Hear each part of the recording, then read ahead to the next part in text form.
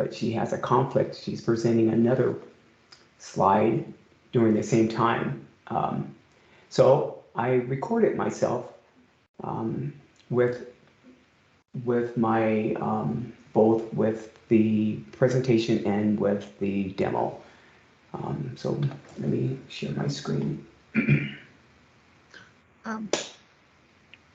Joni, I just jump in real quick. I forgot to mention something, that we are going to be recording the session. So just so everyone knows. Okay. All right, let me get the video.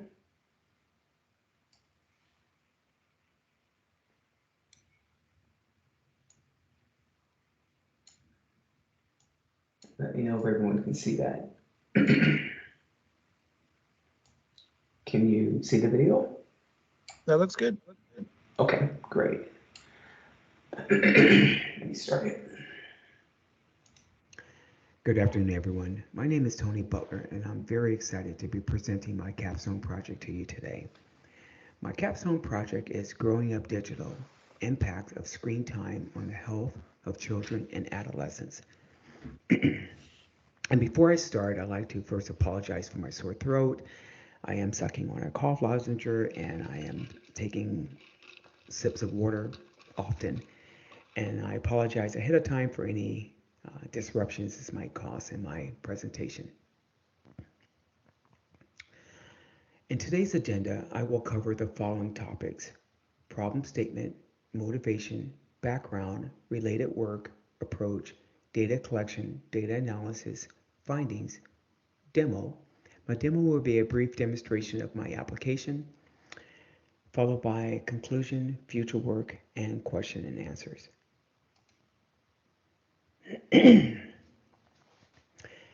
Today's primary focus is around the prolonged exposures to various screens and its detrimental effects on the cognitive development, social interaction, and mental health of our children.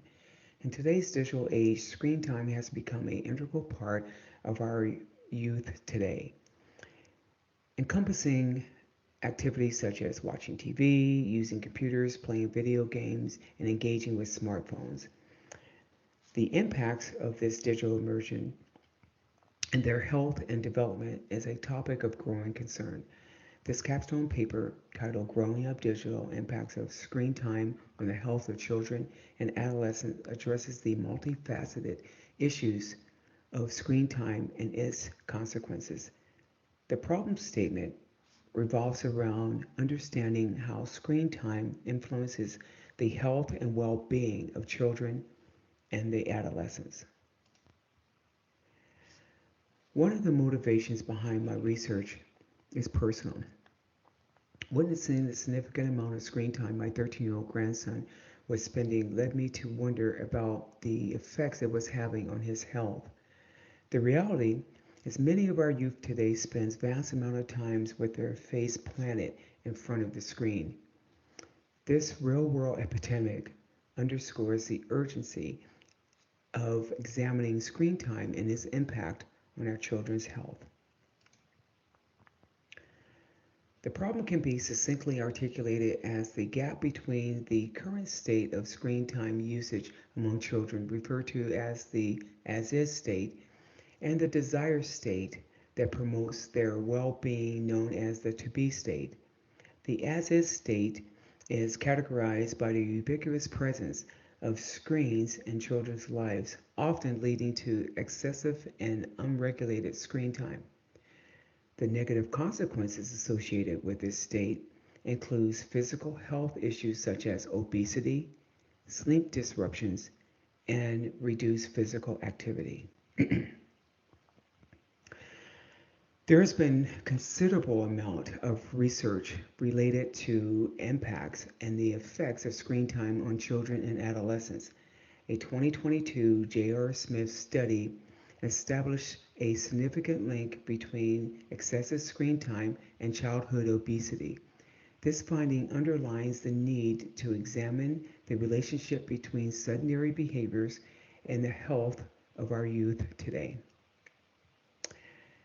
From age 2 to 5, the prevalence of obesity among this age group in the U.S. was recorded as 13.4% based on a 2017-2018 National Health and Nutrition Examination Survey. Unfortunately, the obesity numbers will continue to increase as the younger age children move into their adolescent years. There was an increase of 6.9% in children between the ages of 6 and 11, from 13.4% to 20.3%, followed by a moderate increase of 0.9% as the numbers increased yet again from 20.3% to 21.2% in the age group of 12 through 19.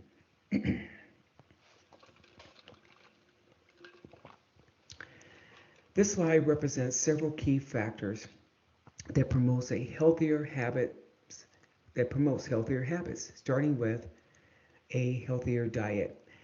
Parents should promote good dietary choices, starting with breakfast, by introducing fresh fruits, juices, and yogurts, and less cereals packed with sugar will help fight obesity. The study also encourages physical exercise, where kids can have the opportunity to get out and run around instead of sitting in front of a screen all day. In fact, many kids will see spending time outside as fun and not as exercise, and parents afterwards can reward them with healthier snacks and drinks. Regarding the design aspect of my demo, I wanted to make it, I wanted to integrate both the qualitative and quantitative elements. The objective was to create an interface that not only met the aesthetics and functionality standards, but also will resonate with my future targeted audience. But I also didn't want to lose sight of the importance behind the application, hoping that my application will help parents and caregivers fight this epidemic that they're facing.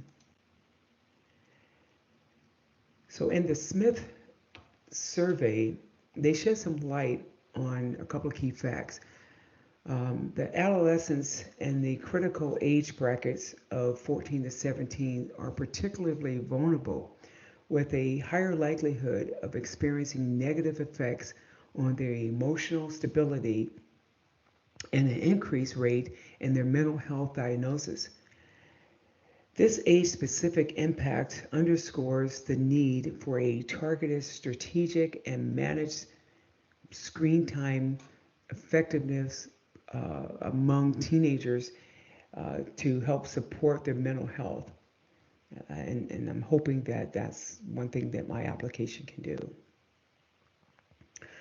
The survey conducted by Jean M. Twenge and W. Keith Campbell, it focused on the effects of screen time on the various aspects of the psychological well-being of children and adolescents.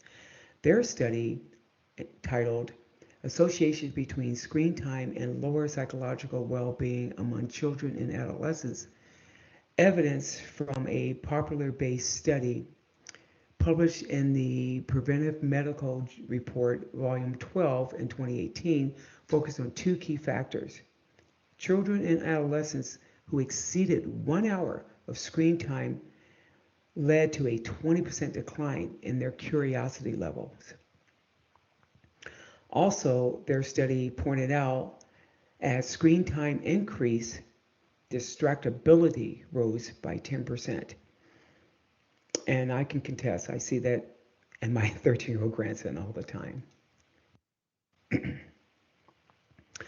Another notable outcome from their study was that there was a 12% increase in the deficiency of making friends, which could indicate that excessive screen time might be hindering the development of social skills necessarily for interaction and maintaining friendships.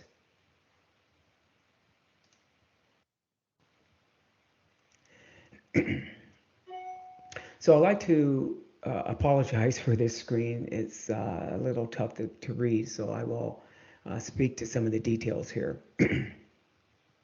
So the x-axis represents a total hours per day spent on screen, ranging from none or 0 hours to 7+ hours.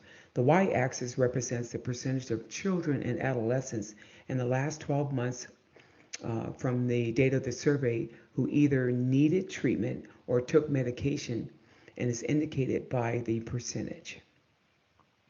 So there are 4 lines on this graph, each representing a different category. So the blue line represents the children ages 11 through 13 who needed mental health treatment.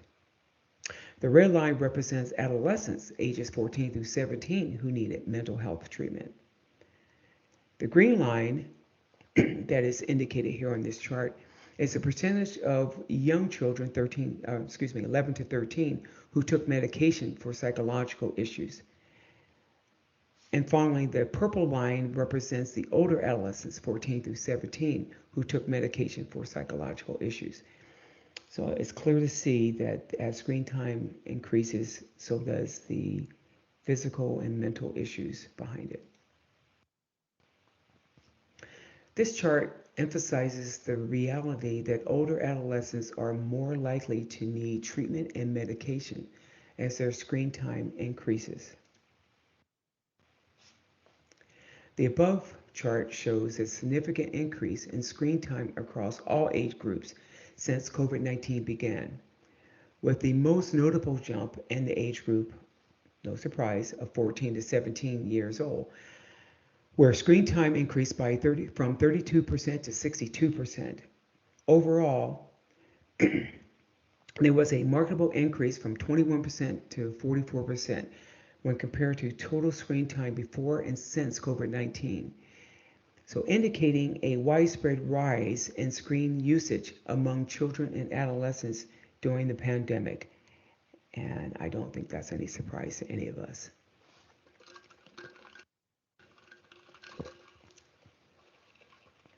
So when discussing the impacts of screen time on the psychological well-being, it's critical to highlight the more pronounced effects observed is in the older adolescents. These effects can be contributed to the development stages and the unique psychological and social dynamics where screen time potentially could displace the activities critical for mental health development.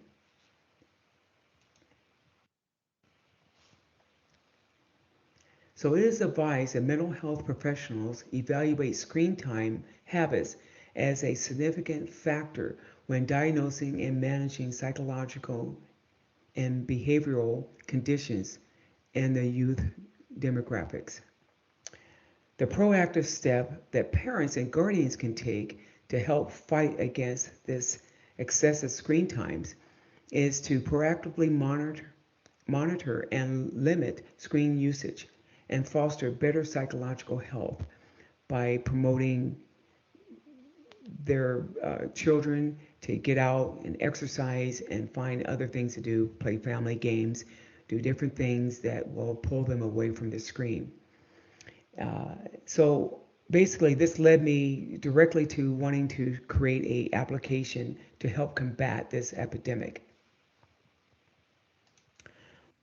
which takes me into my demonstration. So I will start that here shortly. So I'm going to pause the video and bring up my demonstration. All right, I'm going to stop this one here and start my demonstration. Can you hear me okay? Yes. I can hear you good, thanks. All right, thank you. I always worry I'm not sure.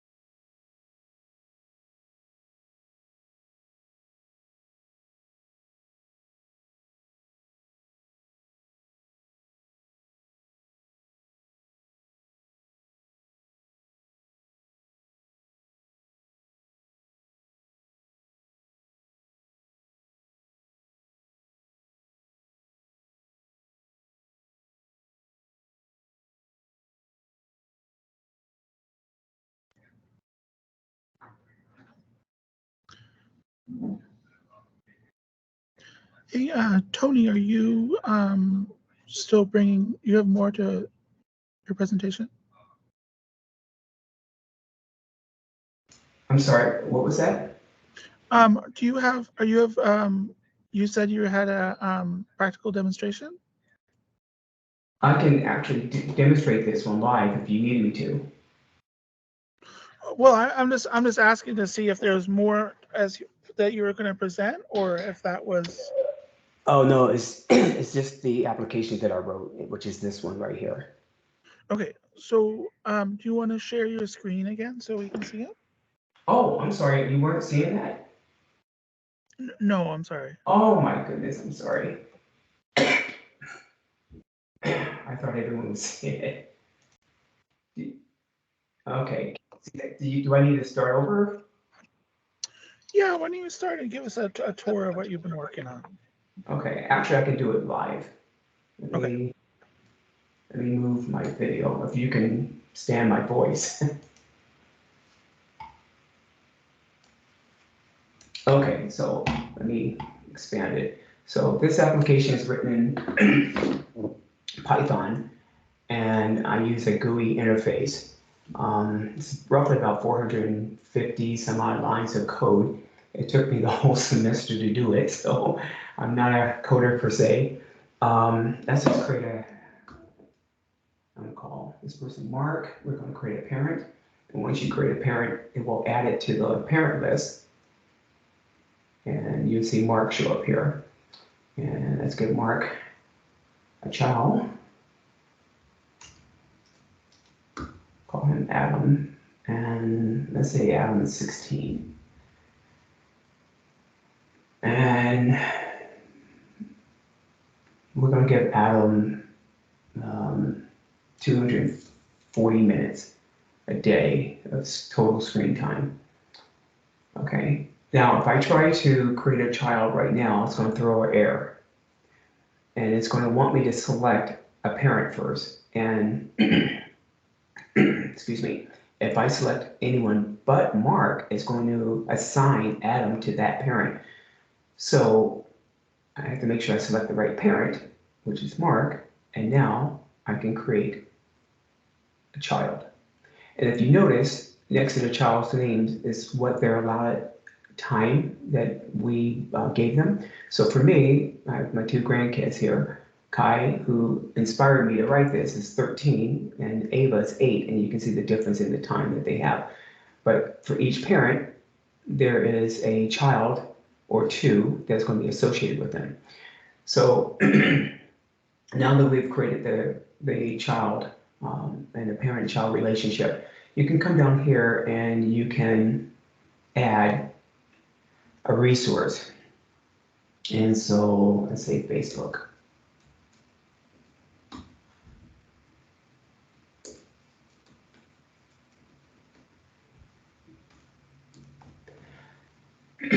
So once you add a resource, again, if I don't have the child indicated, it's going to throw an error. But in this case, because I had Adam selected, it shows that Adam is now, that's his educational resource, and I might change the name of that. And I can come here and take a look at, oh, okay, Adam has Facebook. Well, what if I want to take a look at Sarah's child, who is Ellie? Sorry, I couldn't see her name there. I can click on that, and oh, Ellie has Instagram. Or if I go to my grandkids, Ava, and I click on View, she has ABC Mouse. So the application is just in the infancy, and I'd like to be able to spend more time developing it. I'd like to be able to show some more things I think is going to be important to parents, like how much time they spent on those particular resources, and then send a report back to the parent's phone, letting them know that their child has reached their maximum utilization time. So that's my application. And I hope everyone enjoyed the preview, and I apologize for not having not having it shown initially. So apologize about that. Thank you. I can stop sharing now.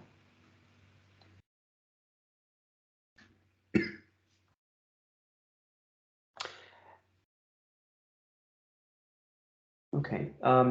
Is any questions from anyone?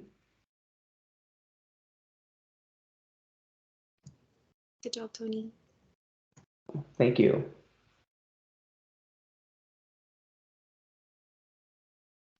Jonathan, you look like you're frozen.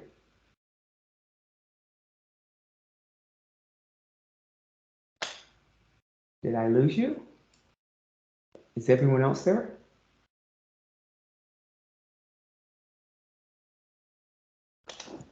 I can still hear you. Okay.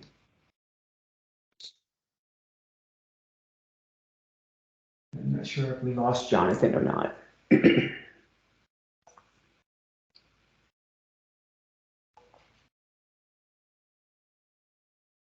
I see a couple of our other advisors have joined. We might have lost Jonathan. I just finished presenting my application, my demo, and he's in this frozen state. So I'm not sure if one of you want to take over.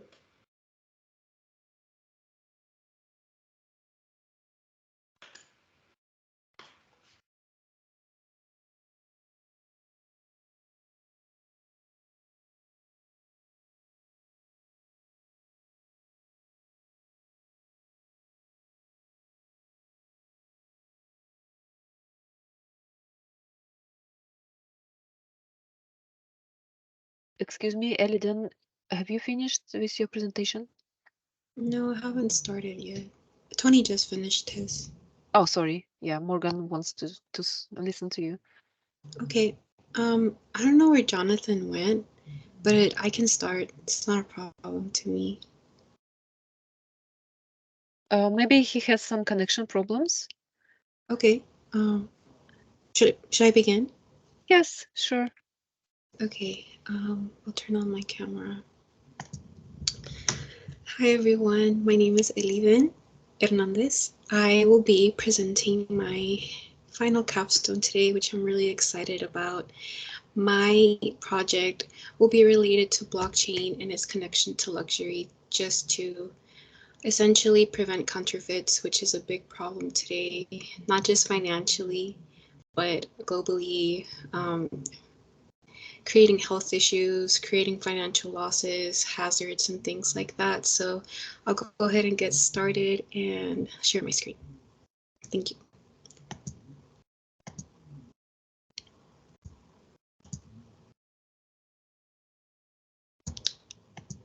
We'll do this later. Okay. Can everyone see my screen? Yes, we do. Okay. Yes. Thank you. So like I said, my project is named Redefining Opulence, Blockchain's Touch of Luxury, which I will talk about more starting now. For my agenda, I will cover my motivation, the problem statement, how counterfeits creates problems, the solution, who is affected, what are brands doing, introduce blockchain as a whole, kind of explain what digital certificates are, the blockchain technology platform, which is still fairly new, for me at least, and my demonstration. So I'll go ahead. Next slide.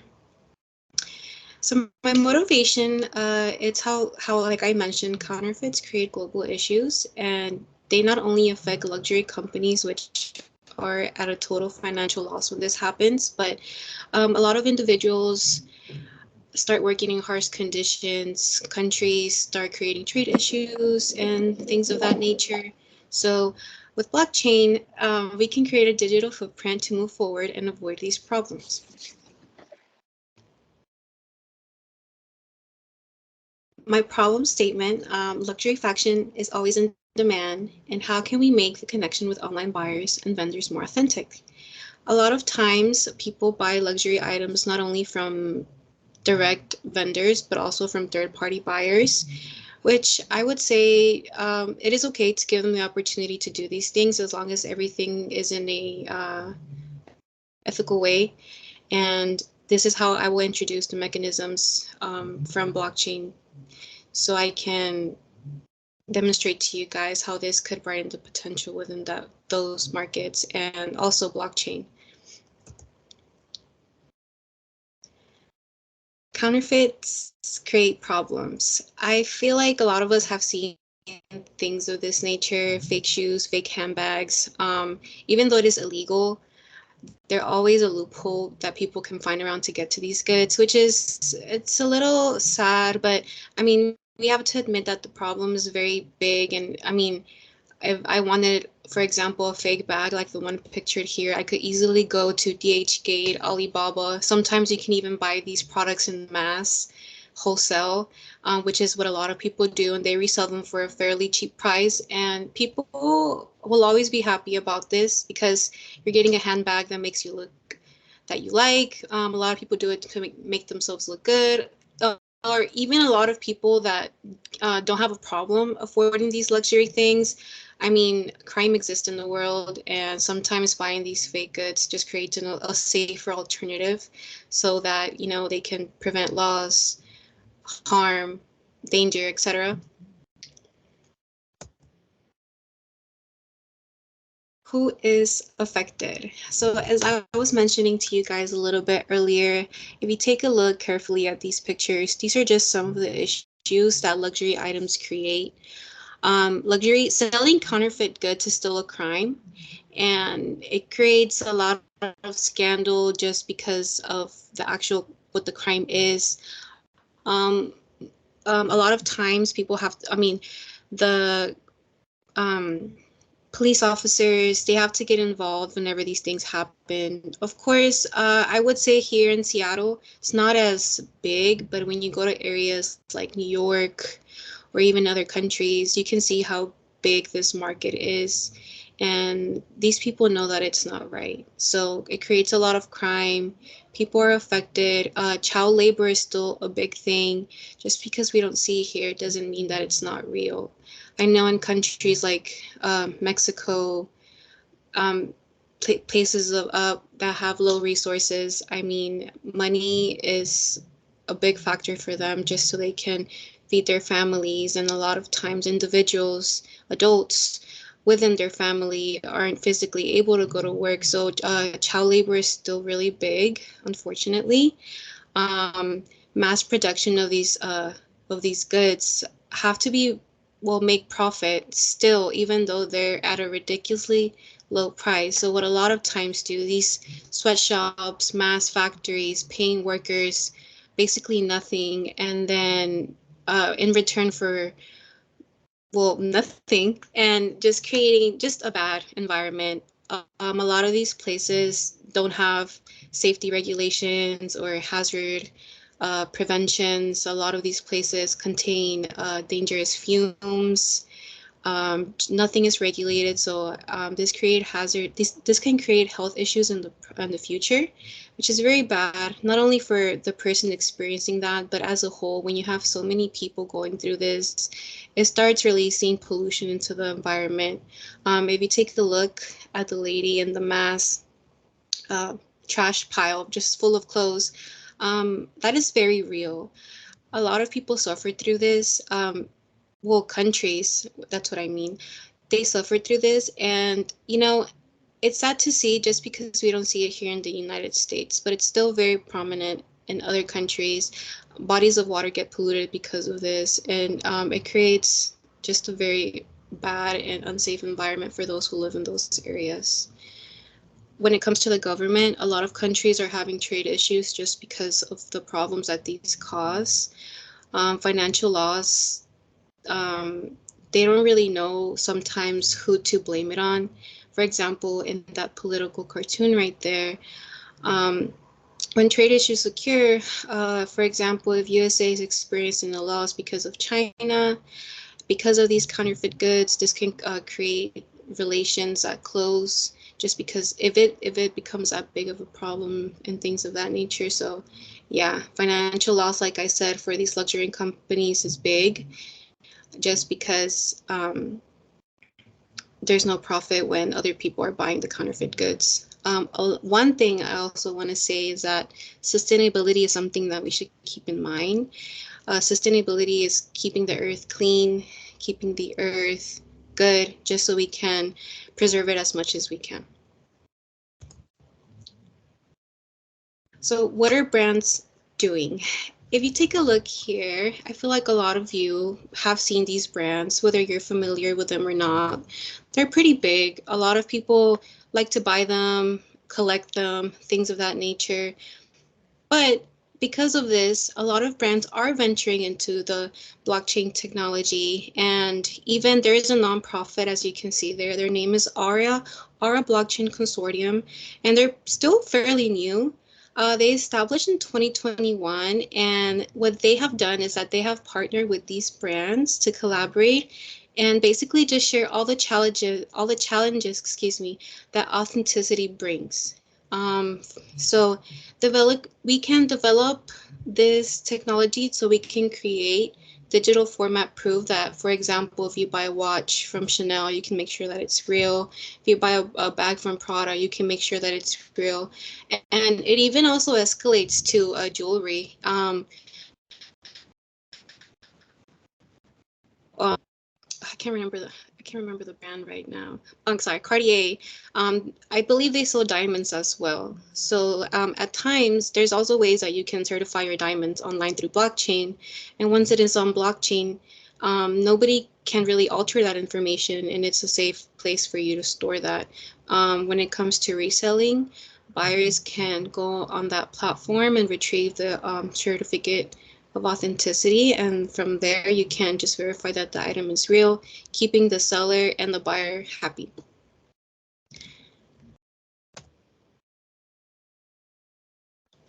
So this is a concept that the Aura Blockchain Consortium wants to develop. They want to use QR codes and certificates of authenticity that one can scan. It will pull it up, and basically you have a picture of the item that you bought, brand name, serial number, etc., date it was made, country of origin.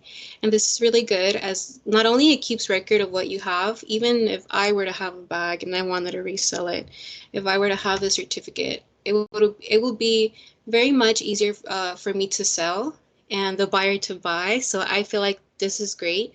On top of that, because of the issues that we talked before, maybe even though I'm reselling the bag, maybe I can sell it for a lower price because it's used, etc. And potentially I could avoid from someone buying a counterfeit bag just because it looks newer or nicer, or maybe a slightly better condition, but we can remember that the quality is not always the best. So with these certificates, we create authentication, security, and encryption once it is on the blockchain, which overall creates a sense of trust, which is great. Okay, now we can dive into blockchain technology and how it actually works. This is an overview of how it works. I wanted to include this in here for those that are not really familiar. Even when I began this project, I wasn't the most sure what blockchain was, but for the past 10 weeks, I'm very glad I did, because now, even though I might not understand the concept fully, I think it's a great way. It's decentralized, which means that it's not tied to any specific person, which is actually distributed by nodes, making it more authentic, meaning that not just one person has the power. So let's go. I can walk you guys through this really quick. If I were to request a transaction, blockchain technology runs on a P2P network, which is consisted of nodes, and that's what I was mentioning. To validate this, this is how we involve cryptocurrency. This is also something that's emerging with popularity nowadays, just because everything is done online, and a lot of people do use their credit cards to buy things online. I do so myself, but if we have an alternative like cryptocurrency where it is much safer, then I think more people will opt in for that. A lot of these cryptocurrencies have immense value. As you might know, we have Bitcoin, Ethereum, things like that. So once we verify this transaction, this is where blockchain steps in. We create a block of data, and it's a chain made of blocks, which is added to that. And once we have that record, it's permanent. Nobody can alter it. Nobody can mess with it, and because you made the transaction, it is now complete. If you take a look at those bullet points down there, cryptocurrency has no physical form, which is true. It only exists on the network. It could be seen as a financial digital institution, which is a network that is completely decentralized, and it has no intrinsic value. So it can't really be redeemed for a physical thing like gold or money, but you can buy it with money. I've seen the ATMs around nowadays. You can buy blockchain with physical currency, but I think that, I just want to point out that we should remember this once I start the demo, so we can see how it works. But all in all, I think it is great, and I think it's amazing, honestly. Okay, so what are decentralized applications or dApps? So decentralized applications, they run on a blockchain network rather than a central server. So what this does is it creates an immutable environment. And like we've seen in the diagram in the previous slides, this is what creates blockchain's tamper-resistant, well, environment. As you can see here, smart contracts are what binds everything together. I will explain smart contracts a little bit in the next slides, but all in all, smart contracts are what kind of mesh the user and the blockchain together. A smart contract is, it will verify that the user is authentic and so is the item. Once we publish it to your server, that's how we can gather the cryptocurrency. And this is how I will show the next slide.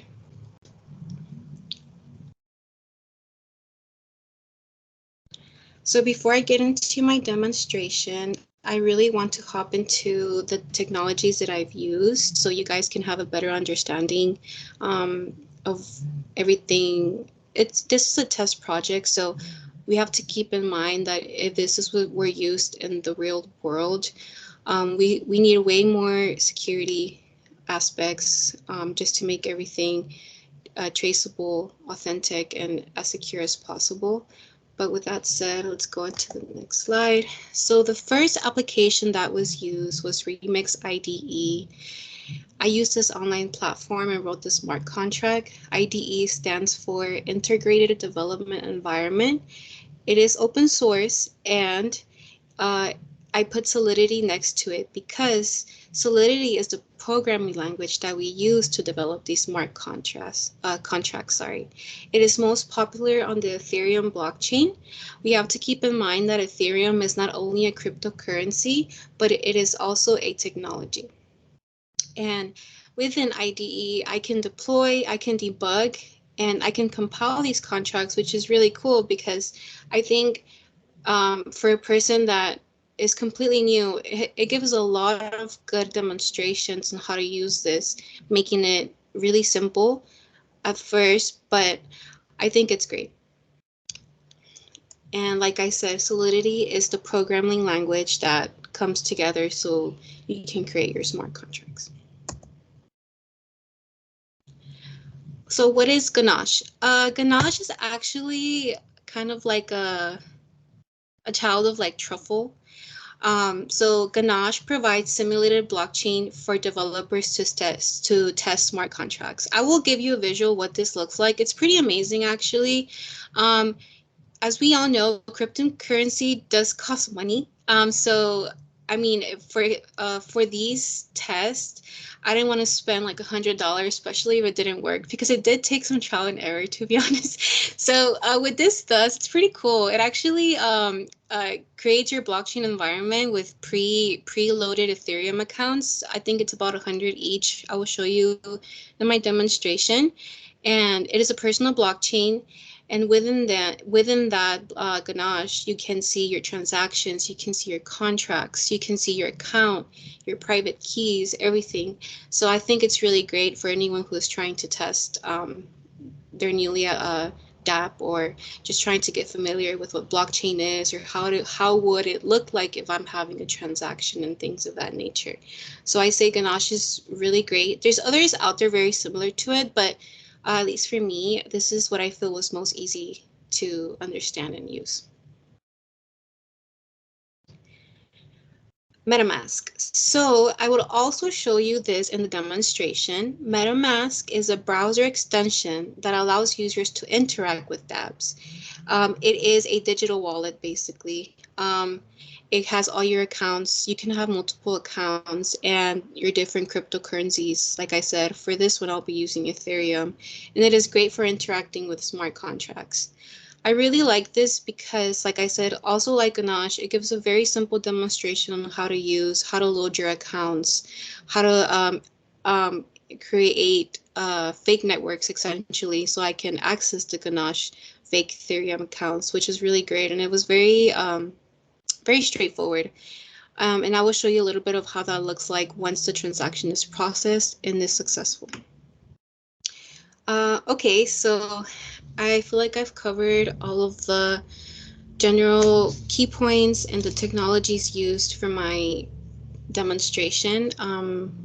I would like to start on my demonstration now and just let you know how this would work. I'm gonna exit out of my screen a little bit. I want to show you guys a little bit of, I want to show you myself. Okay, so I'm gonna go ahead and show you a bag that I have. So I have this bag.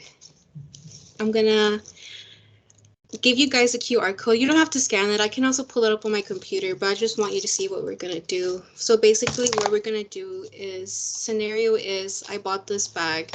It had a QR code inside it. I scan it. It shows all the specs, all the details, but now I want to verify it using blockchain, which is, I feel like it's pretty cool. So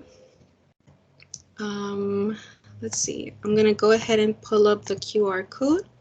Feel free to scan it, give everyone a couple of seconds to just go ahead and scan it, and they can pull up the digital certificate that I made for this.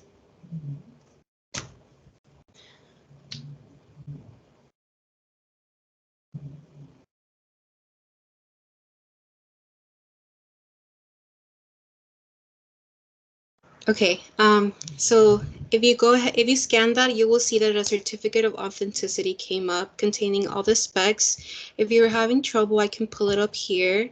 So this is what the certificate of authenticity looks like. It has all the specs of the bag, the material, dimensions, color, etc. And this is what I feel matters a lot, is the stamp of verification. It means that it was sealed. No one can really alter it. Done.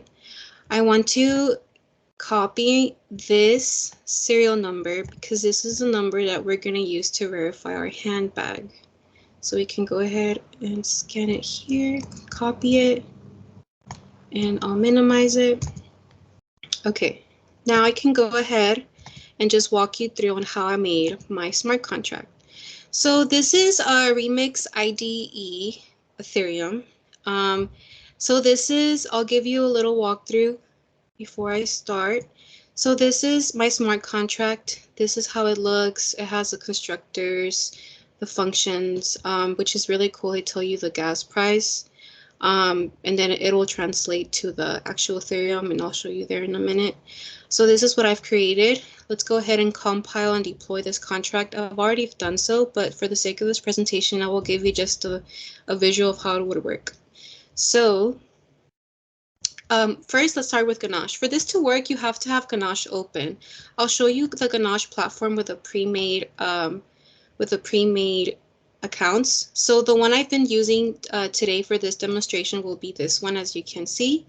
I did a little test demo before presenting, so that's why it says 1. But for the past projects, I've been working with this, just trying to perfect it as much as I can, because I'm not like a blockchain guru, so I still have to do my demonstrations. And as you can see, 12 of them have been done on the previous account right here, and that's why the Ethereum amount has gone down lower. Like I was said, these are some of the transactions I've made. Some of them have failed because, like I said, the application is not always successful. But for the latest one, it did work, so I was very happy about that. We're gonna work on this server. And you have to make note of this, as I will show you in the Remix app. But, and then this is MetaMask right here. It takes a while for it to load. So this is the account that we're using. Well, yeah, was it? Let's see. It's this one. So as you can see, the amount is slightly lower because we have done one demonstration. And I can go ahead. So as you can see, I've copied this account number. And once you connect it to the Ganache provider, it's really cool because it preloads all your accounts, the fake ones, onto here. But this is the one that I've been using. Once you hit deploy, well, first you're gonna compile it. So for smart contracts, it's very important when beginning. You have to list the version of your programming language.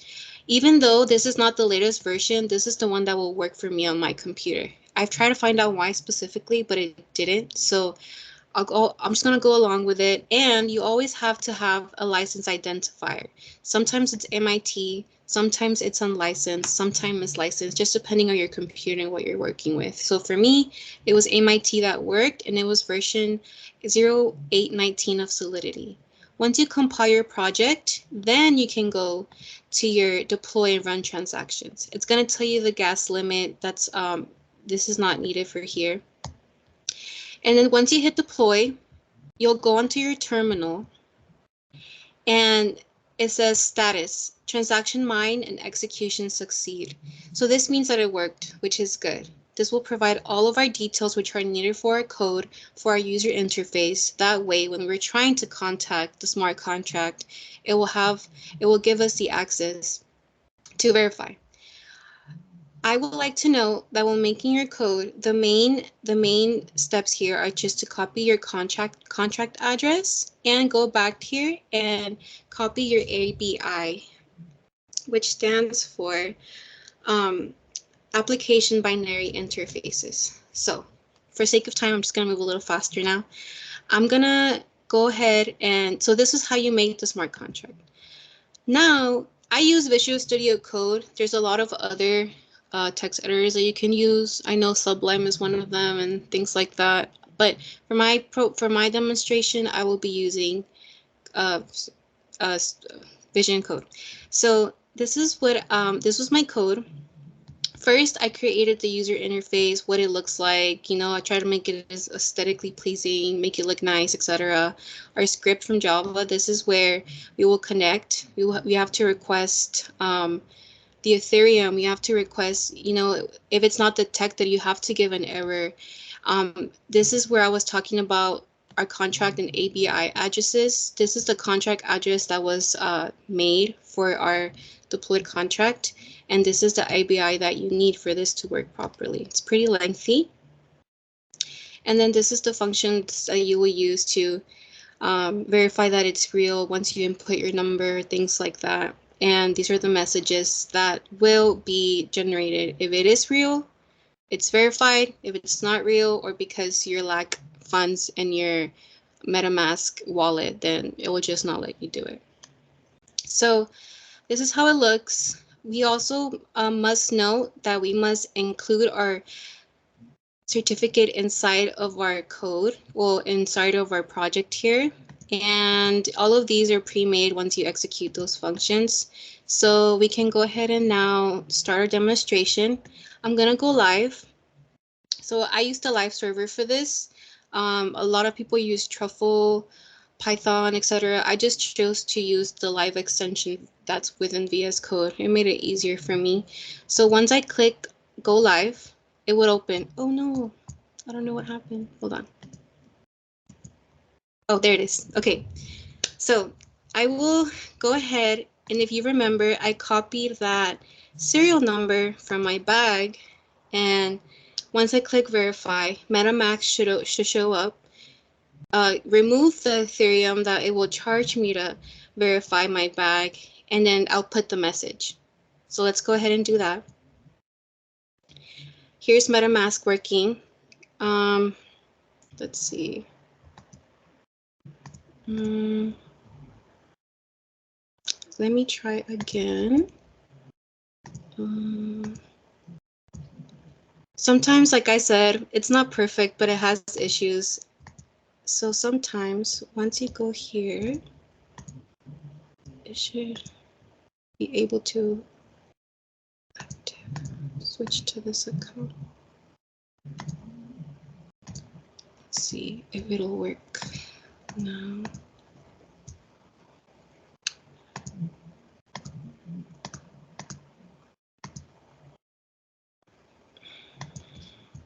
Okay. Let's see.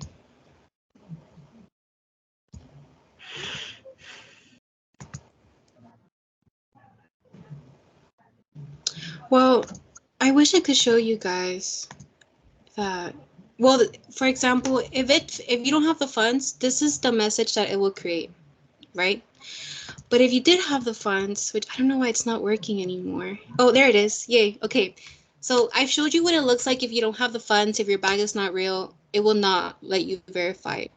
But so this is what this is MetaMask showing the transaction fee and the total, how much Ethereum, max amount, etc. Let's go ahead and click confirm. Serial number verified. It means that you're good to go. Your bag is real. You're happy.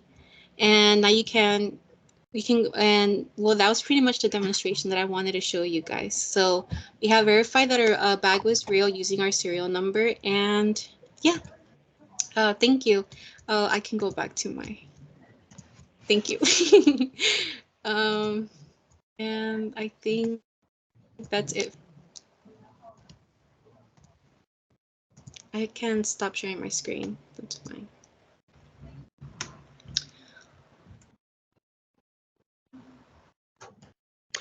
Great, Eliden. That was a super great presentation. Sorry, my computer dropped me off a couple times.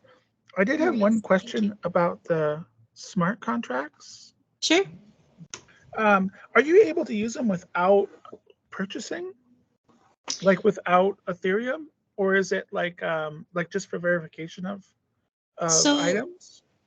No, that's a good question, actually. So for this demonstration, I would say yes, you'd have to buy them because this is what essentially makes the verification true and just. Having the smart contract is what binds together that connection between listing the product online and also adding that touch of authenticity, which makes the project real. And a lot of times, like I mentioned, these programs give you the option to create quotations, fake network, so you can kind of experiment with that and what it does. But in a real scenario, I actually checked earlier, and if I wanted to do this in real time with real money, it would cost me average of $7 to deploy each contract. So. Okay. Eliden, have you found that there's interest from other people in checking the authenticity of their purchases? Oh yeah, I mean, I personally, I actually want to get into this. Work area. I like fashion technology, and I feel like a lot of people, even that I know, they always want authentic items. And so, I feel like if those that are tech savvy get introduced to a concept like this because it's still new, I can definitely see it being a big thing. Just because, a lot of times people can find these items for a much cheaper price, but now having the technology to prove that it is real, not going through the hassle of like verifying it on your own, looking at serial number, looking at specs, and I feel that that can create a big audience just to whoever is willing to learn. So how are you planning on moving forward with this project? So moving forward, I will definitely like to see or introduce. I mean, personally, I could introduce this, just to anyone that might be interested. I could use this for my line of work. I mean, moving forward, there's also tweaks and things that I could do just to make it a truly accessible thing and just introduce the concept of Ethereum to others just so blockchain is still very new and it's very big. So even though I don't know everything. So even I move forward by learning more and just seeing how much I can expand the fashion industry and integrate it with blockchain. So the reason I'm bringing this up, because you and Jonathan both live in, Tony, I'm not sure where you live, but you both live in Seattle area. Yes. And you both helped cover the NICE conference in June. Oh, yes. Yes. And so you know that we have ongoing research groups that you can, because I know that, where are you working again? Oh, I'm not working right now, Oh, I thought but you were working before. it was part-time, just so like for school and things like that. Oh, okay. So, Yeah. offline, I would like you to make an appointment with me. Okay. Okay. And let's discuss, because I don't know if you're going to be looking for a job or if you Yeah. wanted, yes, or if, Yes. yes, and if you want to build a business. Oh, okay. Okay, and possibly do a quote research paper and then look for a way of building this business, which is something you could do in one of our research groups. Oh, that'll be amazing. I It's think that would interesting. be yeah, and you just graduated with your undergraduate degree in Information technology. Yeah. information technology. So I'm putting this onus on you to get in touch with me over winter break in the next Okay. 2 to 3 weeks, Yeah. and then let's see where you want to take this. Because you've got the basics down. Now it's going to be a matter of marketing it, building your website, and getting a plan together. For Okay? sure. Awesome. Thank you so Okay. much. So it's very interesting. Thank you. I'm not a label hound, but I know a lot of people who are. No, thank you so much. Okay. Sorry. Thank you. So are there others that we can go to now? Or is it almost, I like seeing other people's presentations, so. Yeah. Yeah. No, So those let's were both really good. yeah, Oh, they were very enjoyable. Okay. Well, I'm going to go see if Ashi can move me around. Okay. Okay. Talk to You. you later. And All right. I expect to hear from you. Yeah, I will. Don't worry. I have your contact info. Okay, don't make me track you down. And Jonathan will tell you how bad I am. Okay, I'll talk to you later. Bye. Bye. cool. Well, thank you both, Tony and Eliden, for some really great presentations. Sorry that my connection cut out there for a minute, but we have it all recorded. Um, yeah. So you're welcome to go back into the main room if you want to see some other presentations. Um, I'm not 100%. I don't know 100% how to do that, I but I think know it's you, possible. yeah, oh no, excuse me. Do you just like leave this and then just click on the original link? That will do it. Yeah, and you'll get popped into the other one. Okay, sounds good. Tony, I did want to mention I did enjoy your presentation. That was a very interesting. Yeah. You're on mute right now. Oh, I'm sorry. I was going to say something I wasn't sure what I was going to do my capstone on, and then I was watching my 13-year-old grandson just face plant it in front of his computer or his phone, and I said, I need to think about that. I think I need that app. I'm on my phone all the time. Well, I was very impressed with your demonstration. It was excellent. I'm not a fashion person, but I can definitely see how this could be utilized in so many ways. Thank you so Yeah, much. well, Honestly, yeah, like the main interest was actually the fashion part, not necessarily the coding part. So I'm glad I could integrate it, So thank you so much. I know that the blockchain is also being integrated into some medical stuff as well, where they need a Yeah, proof, like with testing and stuff like that. yeah. So there is a lot of applications you wouldn't necessarily think of right away. I didn't think of um, fashion as a place to see it until I saw your presentation. So that was really cool. I No, didn't know it was into the medical. No, that's cool. I would, yeah, like I said, like it's new to me still, so I'm sure like there's so many things I don't even know about, but I'll definitely look into that. Cool. All right. Well, thanks again, and I'll stop the recording now. And yeah, if you guys want to go back into the main room, you can see if people are still presenting. so do we just hit leave for this and then go into the click back on the original link? Is that what you're thinking? I think So it should work. if you Okay. click on the participants, you can go. I don't know. I think I might try that. Okay. Well, thank you guys. Yep. Thank All you. right. Have a great day. Take care. Bye. Take care. Bye. Bye bye.